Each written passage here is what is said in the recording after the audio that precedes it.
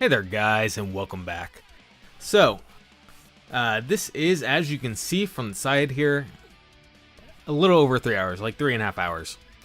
And obviously that's a lot more than 2 hours that we did the last time. And this basically comes down to a couple things.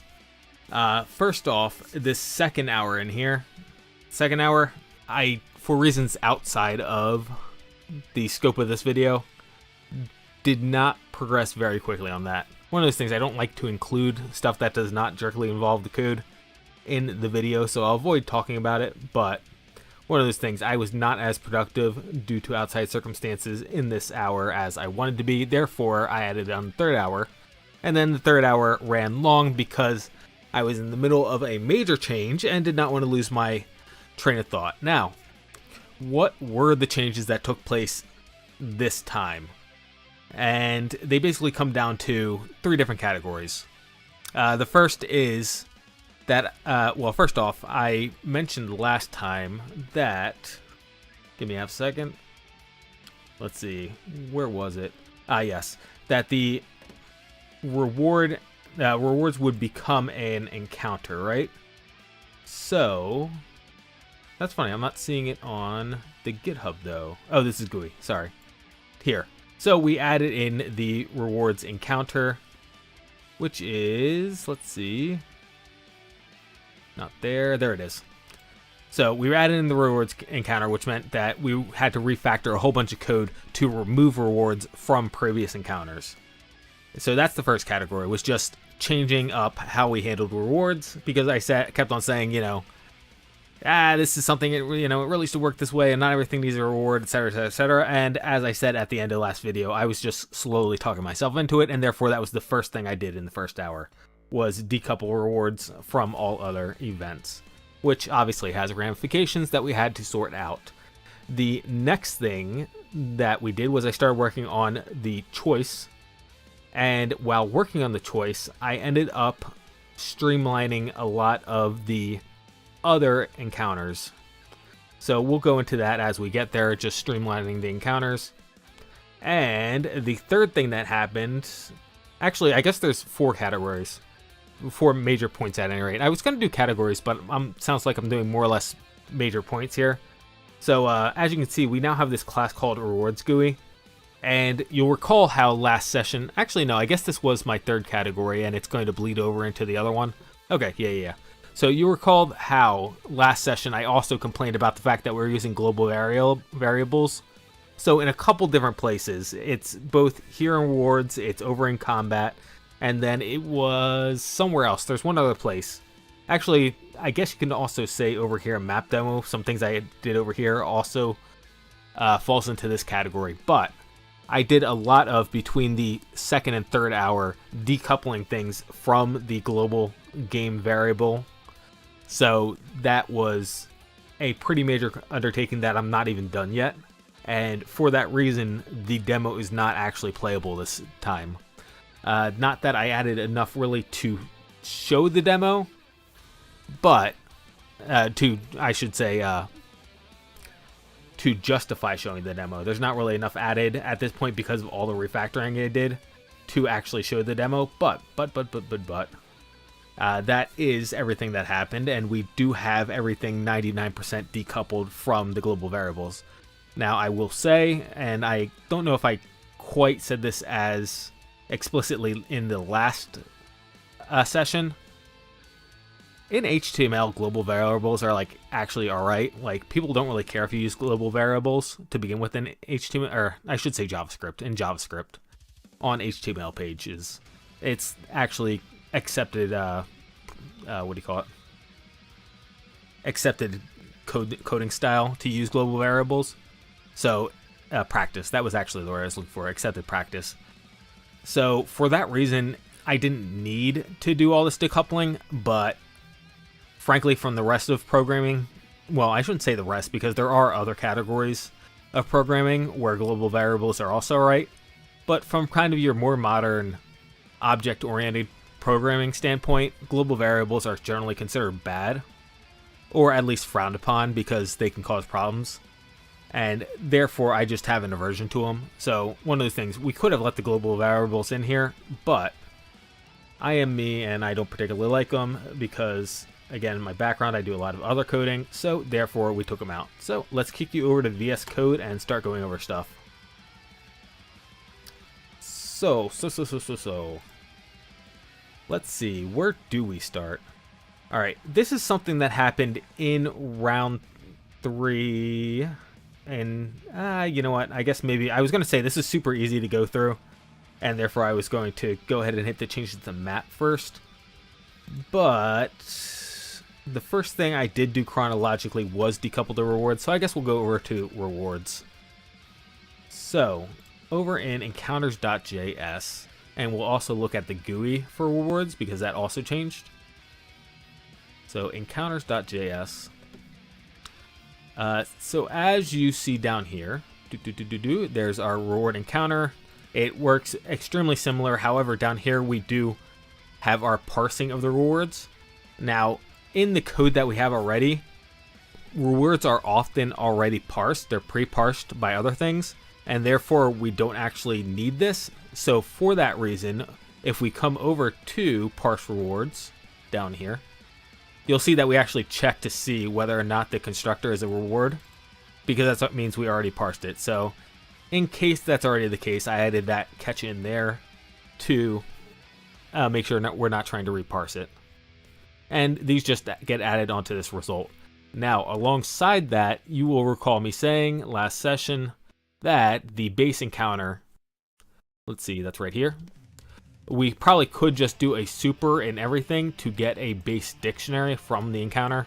And I believe I did not end this in, well, I mean, I've got the, right here, right? The GitHub right here. So yes, I did not actually add that in last session. I believe I told you guys, I just scribbled really quick. We could do something like this, etc, etc, etc.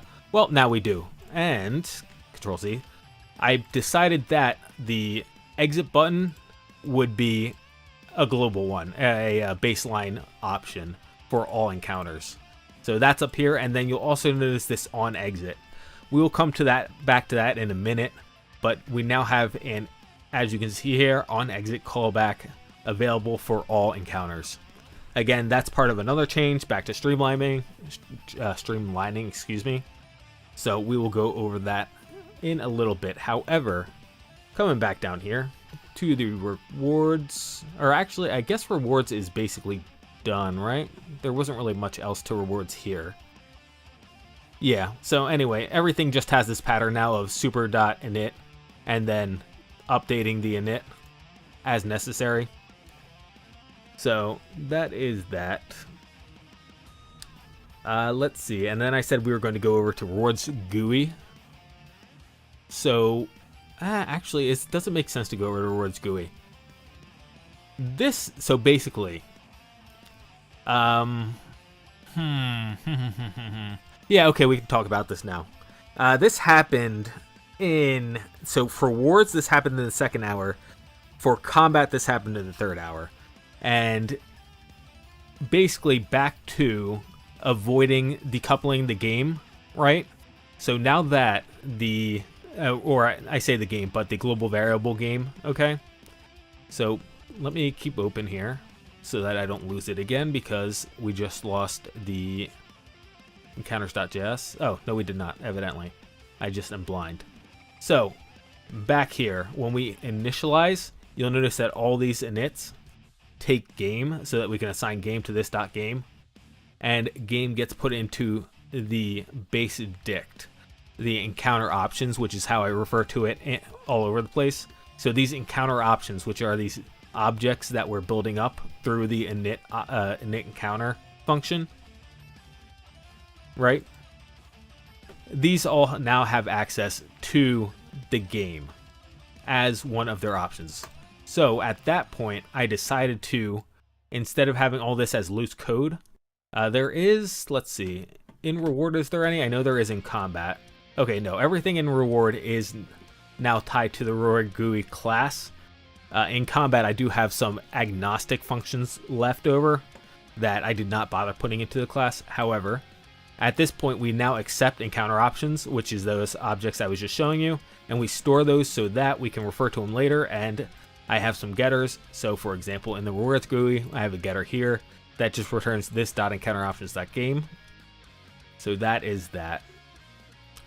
This callback, as you can see, this is one of the things I did not get to. I said that I'm pretty sure I wasn't done all the changes that I needed to do. This actually should be the on exit callback inside of encounter options. So evidently I did not loop back around to Rewards GUI to update that when I decided to make that change. So that change will be going, but that is a change you'll see as we work through the code. Otherwise, I had to come through all of this stuff, right? And update it to use this dot encounter options instead of any other references. So this dot game, for example, is one of the things that got changed. This dot encounter options right here, etc, etc, etc. So previously, for example, I believe this, let me just check the GitHub to be sure, but I'm pretty sure that used to be global variable game dot encounter dot get dot rewards. I believe that's how that was spelled out. So you can see how this is a bit easier to understand here. Let me just check. I could actually also be wrong about that, but I know in some places it did things like that. For in combat, for example, I'm 90% sure that's how that worked before. Let's see, add, where are we at? We're add reward to event. Let's see.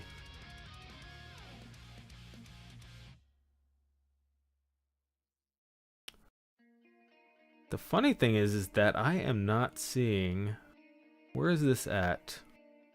I'm not seeing the code that it, oh, there it is. Okay, it is, yes. The GitHub says, let me pop you over to GitHub just so you can see what I'm looking at here. So as you can see, it's all the way up here. I was looking down here at this and could not find it, and that is because it ended up all the way up here. So previously this was an external function. This function got deleted, obviously, because we're now inside of a class. And then as you can see right here, this used to be exactly like I said, game, encounter, get, and reward. So it's kind of wonky. Now this is a lot more cleaner. A lot cleaner, rather. A lot more cleaner is not really good grammar. So back to VS Code with you. All right, so that is change number one, the first thing that happened. The second thing that happened would be started to happen. And again, my second hour for external reasons that were very consuming, let's say, of my attention. We started working on choice. So as you can see here, kind of like how I did with reward, we have choice. Also, you'll notice this item descriptor right here. I changed the reward description to item description because both choices, the cost on choices and the rewards are formatted the same exact way, which is type, ID, and quantity. Now the type, and you'll see I even forgot to replace reward here just to make it agnostic. However, the type on this, I don't know. I think probably we can get away with doing item or resource, but for 90% of the time it's going to be resource. Regardless, if we come all the way down here, let's see, parse reward. Okay, that's right. I did not actually write the function for that because we were just doing resource at the time. Let me check really quick at the choices. Okay, yeah. So as you can see here, we create new ones if they're not already converted. So I did the conversion up here instead. That's what happened. I was considering for a long time, and the long time being like 10 or 10 minutes, but I was working. I'll say I was working during those 10 minutes, but I was seriously considering in the back of my mind redoing this function so that we could just run the conversion through this function instead, because this function has everything we need, because again, this item description is agnostic at this point. So because this item description is agnostic, I was considering reworking that, but as you can see, I obviously did not do that. So yeah, we have items or resources set up. Again, at the moment, I only am using resources, but I decided to do items as well after I started doing resources, after I wrote the resources code here, I was like, you know what? Maybe items too, just because repair bots are pretty valuable. Therefore, having repair bots as a cost is reasonable. You know, that's something that you might have to think, okay, do I really want to choose this option in the choices encounter if it costs me repair bots? So I thought that was an interesting trade-off because, again, they are valuable, and therefore that necessitates including items as a possible cost. Otherwise, in the code down here for encounters, we just have to first off run through our costs, and again, our costs may or may not be initialized. If they are initialized already as item or resource objects, then we can just put them into the costs, the out dicts right here, or out array rather. Otherwise, we got to initialize them themselves, and then we put onto the choices, the available choices we have, a new choice with value, flavor, and costs. We briefly looked at choices at the very top here, but one of those things, this value is just, as you can see here, something to let whatever code is going to determine the effects of your choice, the results of your choice rather, the consequences of your choice. It will let you, this is just a value to let it know which choice you picked, because it will not necessarily know the choice object itself on site. The flavor is, as you can see, the message to display on the choice button. And the cost is what we just went over, how much it costs to choose that choice. Because if you recall from a dark room, you would get these events like a random guy wants to build you a new house. It will cost you 100 wood. Would you like to pay him 100 wood to build you a new house? So that is where the costs come in. Or, for example, a random scout says that he has information about the map. Would you like to pay 1,000 teeth in order to reveal that portion of the map, etc., etc., etc. So that is what the cost is for. And one of those things, every encounter doesn't necessarily need, or every choice encounter more specifically, doesn't necessarily need to have costs associated with its choices. Each choice could instead have its own consequence. So instead of, being, just a give or take. So that is that. Let us see. Where are we going from there now that we covered choices? Just scrolling through the GitHub really quick.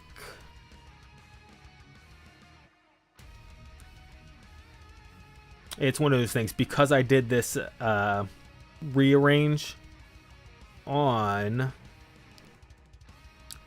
the rewards, it's actually extremely difficult in the changelog to see exactly what changes I made in this module, because literally everything is a change, because it's all now part of a class. I think I'm sorry, I was looking at the rewards GUI because that's what I had open at the time on the changelog. That's what I was referring to. Alright, I think that's where I'm gonna leave those ones then.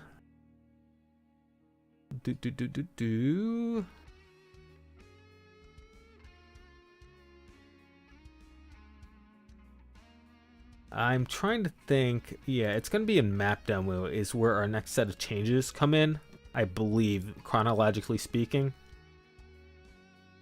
So we can head over there. So over in map demo, again, all these changes are for a purpose, and we can start looking at what those purposes are. So first off, this is something I said that I would be doing, was converting the collect from cache to a callback encounter. So that got done. It was a very simple conversion. So no biggie there. And this code should have been from last time, so we won't bother looking at it. Here is the code for drop resources. This was another thing I said we were going to do. And basically, as you can see, we just established what resources the player needs to use as weapons by compiling those into a list. It's one of those things, even if there are duplicates in this list, it doesn't necessarily matter. It doesn't hurt anything. So I don't bother doing a check to see if it's already in the list.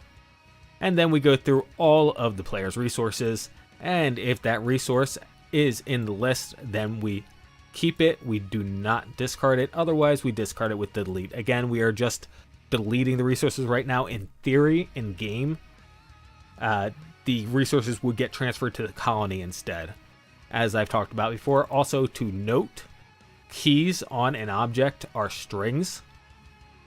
This is obviously, I mean, not obviously, but we use ID numbers on the back end for objects, which means that these keys have to be converted to the number, to the integer, which is the ID to represent the resource. So that had to be put in there. Let's see. I guess I will come back over here to the GitHub. Let's see, GitHub changelog. Yep, that's where we're at right now.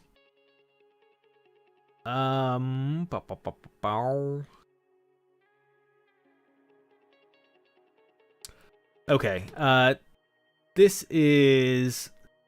I'm trying to think of when this happened, but it's the next one I'm seeing, the next change that I'm seeing that becomes relevant.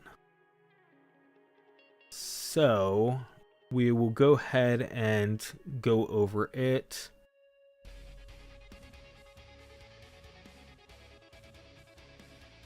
Actually, let me scroll down a little bit more to see whether or not... it's all a bit of change. So this up here, cleanup combat. Let's see, was this actually a change this time, or was this previous time? Cleanup combat. This is...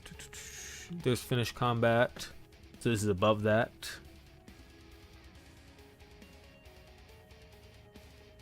Okay. Yeah, this is... Actually, that's right. This is the next major change right here. So, let me just establish where I'm at on here. We had already decoupled this from cleanup encounter. We did not go directly to cleanup encounter, because that was happening down here in the what used to be cycle events. Now, I'll talk about this change in just a second. However, the first thing to note is that the cycle event no longer returned whether or not it was updating the GUI, and now instead what used to be cycle events as now is updates sequence GUI. This now checks for all the windows and then cleans up the windows as necessary. So that was the first change. And then after that, as part of the whole entire streamlining and decoupling, I separated cycle event from the update sequence GUI, because when we get into more complex scenarios, we're going to want to just update the visuals on screen without actually incrementing the encounter. And this is something I came across when I started doing the dungeons and stations. So for that reason, I separated off cycle event from update GUI. That's the reason these are two separate things now. As you can see, this is still right here, game.event-encounter.get. The reason for that is because this is map demo. So this is actually the front end code, or I should say the higher level code. So for that reason, I'm comfortable still keeping these global variables here. And I haven't bothered changing them, because again, this is the demo. It is the highest level of code, and therefore it has access in my mind to the game.encounter. In theory, we could change this simply by dropping game in here in map demo. That would be the easiest change, but again, in my mind, they're both on the same level. They're both in the same scope in my mind, which is why I went ahead and left it as is.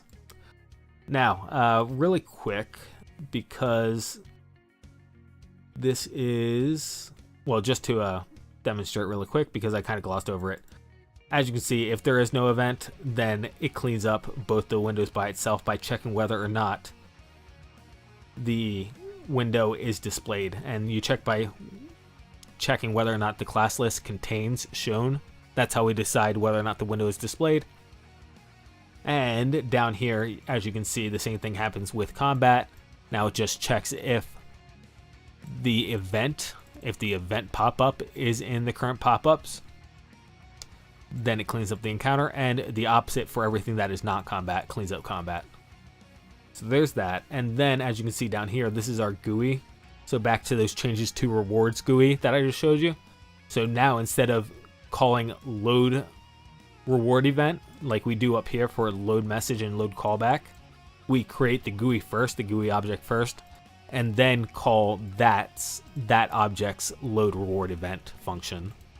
So that's the change there. And like I said before, we did the same thing with combat. We'll go to that next, because that was actually the most recent change I made, was switching that over as well. Because again, that was part 2 in the 3rd hour. That was during the 3rd hour. I decided to go ahead and do the same decoupling of the game object from combat as well. So I just kept the same pattern here. So, like I said, let's go ahead and hop over to game GUI, combat GUI.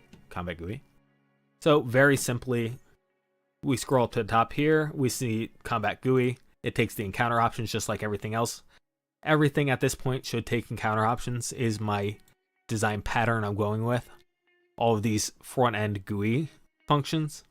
And then, like I said, we have getters here for game and combat. I mentioned while we're going over rewards that is how that works. And then obviously it's just one of these things of going through all this stuff and just updating. Instead of game.combat, this.combat, instead of game, this.game, etc, etc, etc. I even had in some places here, I can't remember what exactly, just because I was blowing through and just really quick copy pasting. But I even found some situations where I had to call game.combat.player.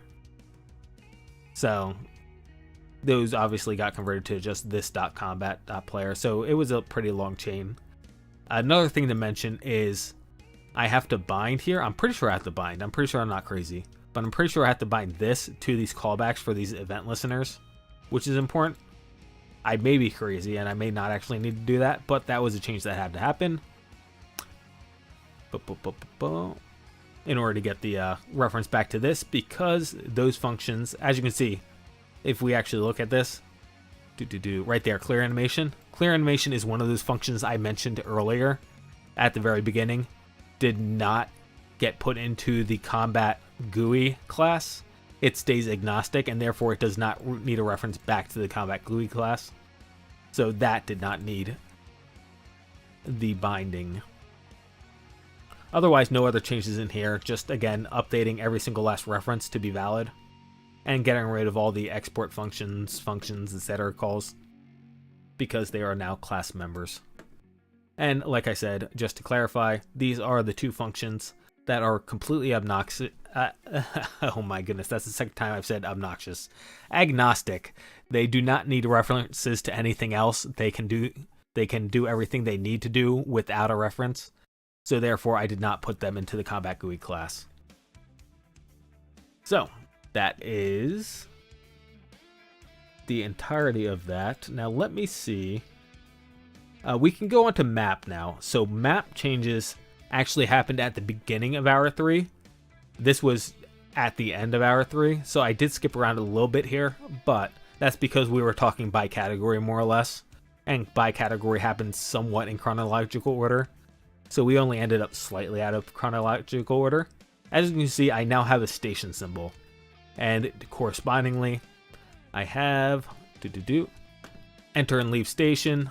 And up here, the station symbol, as you can see, is the $sign. And then the @ symbol is the and symbol, the ampersand. The ampersand is a dungeon symbol. So station symbols, as you can read from the screen, are the cities, and dungeons are the mines. The difference is, from a dark room, dungeons were like 90% combat with the occasional "would you like to light a torch" encounter, whereas cities were like 90% either just flavor text or choices with the very rare combat thrown in there. So that is the difference between the two. Furthermore, actually, one additional difference is that cities only give loot. Dungeons give loot and unlocks for the colony. Now, I'm calling these dungeons right now just because that's kind of what they are in my mind. What I believe I will be how I will be referencing these in game are planets. So stations are, just stations like the colony, whereas these dungeons, I believe, are actually going to be planets where you can get resources from and, perpetually mine or otherwise get rare material that unlocks stuff for the base. So that is the idea behind that. That's where we're going with that. Obviously, in a dark room, the mines allowed your workers to unlock more tasks, i.e. mine for coal, mine for steel. The funny thing is, now that I'm thinking about it, I think we had an iron mine and a steel mine, which is kind of hilarious. That's not how that works. I may be misremembering that, but if that is the case, then that is not actually how that works. But regardless, we'll move on. Very quickly, move on. So, let us see. What other changes do we have?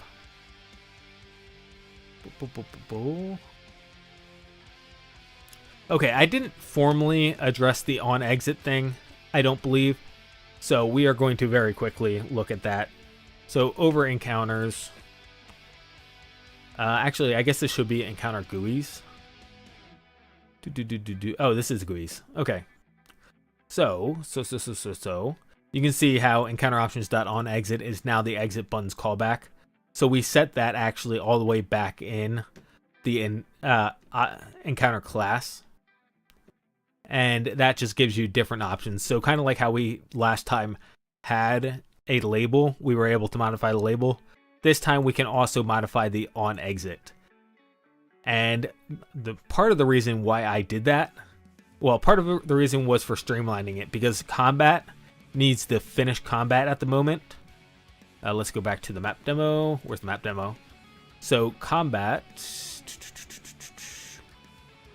Yeah, so it's not going to be here because it's set up top here in the port event. But the combat exit, as you can see, is finish combat. So right now, instead of going to cleanup, instead of going to cycle event, instead of going to cycle event, we are doing finish combat instead. Also, this is no longer, I believe this is one of those things that, yes, that used to be a thing for like 5 minutes. And by 5 minutes, I mean like an hour. I was actually passing in the encounter type in order to determine whether or not to clean up the previous encounter or leave it up on the screen. Obviously, we have gotten rid of that, and now the update GUI function, update sequence GUI now determines what to add and what to remove. So we actually don't need that anymore. However,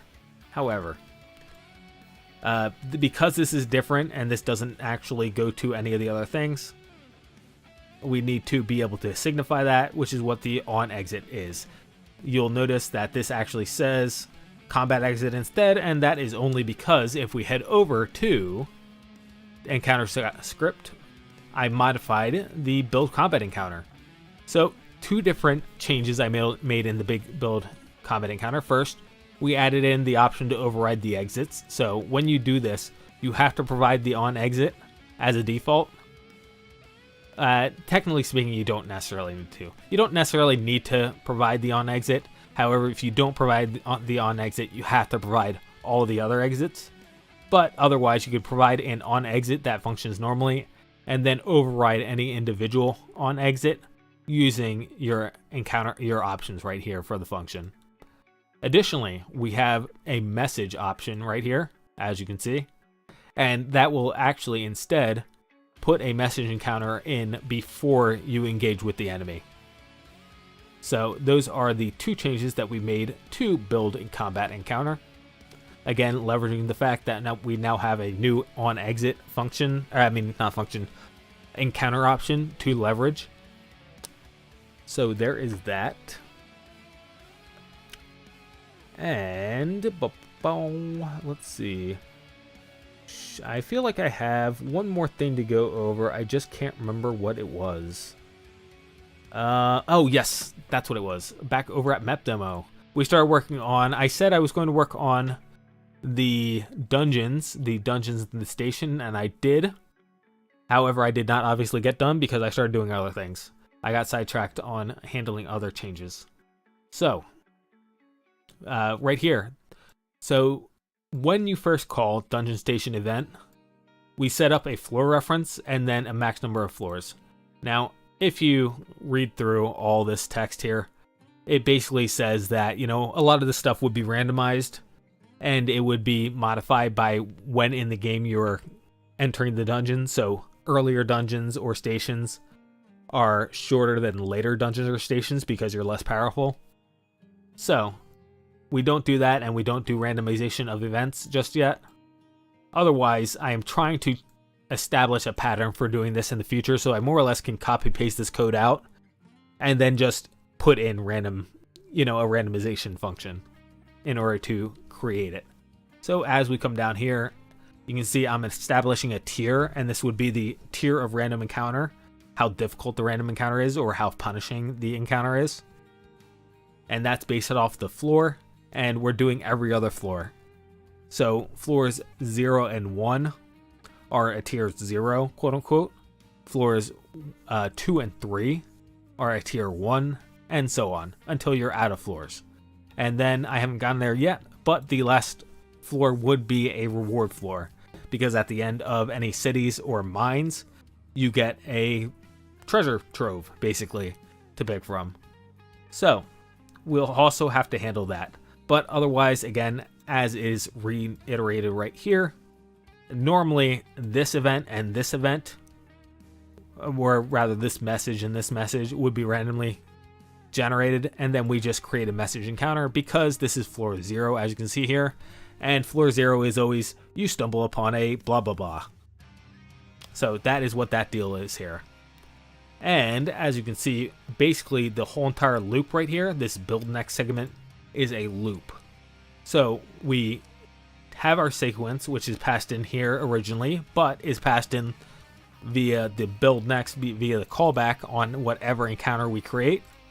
So we add that encounter to our sequence, we increment the sequence, and then we update the sequence GUI.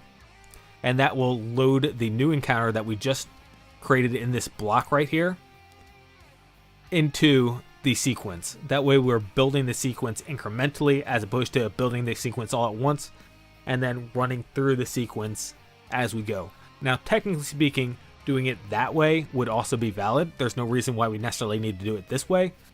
The only reason I'm doing it this way is because I chose to. So there. I'm the guy writing the code. I decided to do it this way. I decided to do this recursively instead of doing it all at once. The one plus side of doing it recursively like this is that if the player dies in the middle of this dungeon, we don't have to generate any more floors because he's dead. So we save a little bit there, but again, as I always say, saving memory or not memory or disk space, but memory or, you know, clock cycles is not really a big deal. It's not really something worth fretting over. So it's not that much of an issue. It's not that much of a, you know, benefit, but it is technically a benefit. As you can see here, the on exit for each of these is just build next segment sequence so that we always recurse back to the top here after the encounter is over. Just to reiterate that. Otherwise, like I said just a moment ago, once this function is defined, then we go ahead and create a new encounter sequence right on game.encounter, because this city/dungeon, city/mine I should say, is a new encounter sequence all by itself, kind of like up here in the port event. We just flat overwrite the encounter on game. We don't do what we do up here in the other ones, which is use the get or add encounter. We don't do this on these two because these are guaranteed not to have their own events, or previous events I should say. Otherwise, like I said, in order to start a recursion, you just call the recursion, right? That's how that works. So we'll call the recursion with game.encounter. And I believe that is, at this point, the sum total of all the changes I did in these 3.5 hours. So. I mean, I guess I can scroll through really quick just to see if there's anything else I'm missing. Already talked about that. Yeah, no, you know what? I'm already bored of scrolling through here because I'm 99% sure that's everything. The last thing I can talk about, just because I haven't talked about it in a while here. I mean, I haven't talked about it since I started doing it, which has been a while here, is how I meant to phrase that. You may have noticed in the changelog, when I bring you over to GitHub, whoops, and I minimized it. When I bring you over to GitHub, you may have noticed this readme parser.py down here. Basically, you'll notice over here on the readmes that I always start at an even number. And by even, I mean a 5-minute increment number. So basically, if I have some extra time, since roundabout, actually no, exactly session 20. So ever since session 20, if I happen to have a little bit of time, if, you know, my next increment was going to be 10:30, you know, and it's 10:27, okay? Let's say it's 10:27 and my next increment is going to be 10:30.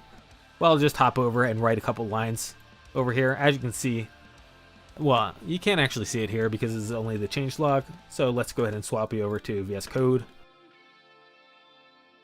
There you go. I haven't gotten very far because, again, it's only a couple of lines at a time. But regardless, basically what this code is, just in case you were curious because you saw it on the changelog, is this is the way I'm going to parse out the README file in order to get my total time spent. So this will run through and then calculate, you know, extract the time differences and calculate a total number of hours spent, hours, minutes, etc. So that is why that code is there. If you happen to see it pop up and we're really curious what this README parser was and why it was in the changelog. So that is everything from me. Thank you guys for watching if you have been, and look forward to the next session. We'll be continuing with the whoops, where is it at? Good job. That is a major pause. We really didn't need to come over here to look at it, but I did anyway. So we're continuing with the dungeon build, the dungeon station event. So I'm going to double check that all the changes I needed to do with the decoupling, that I didn't miss anything with the decoupling, and then we'll get back to doing this, finishing out this dungeon/station build so that it has all the events designed in there, and then we can finally do a demo on the map of us traveling to a city and a dungeon, and then fighting our way through the dungeon and navigating our way through a series of choices and random events in the city. And again, dungeon would actually be planet and city would actually be station. Regardless, that is the point. That is what we're doing. And with all that said, all that wrap out of the way, thank you guys for watching, and I hope you have a great and wonderful day, afternoon, or evening, wherever in the world, and I will catch you next time.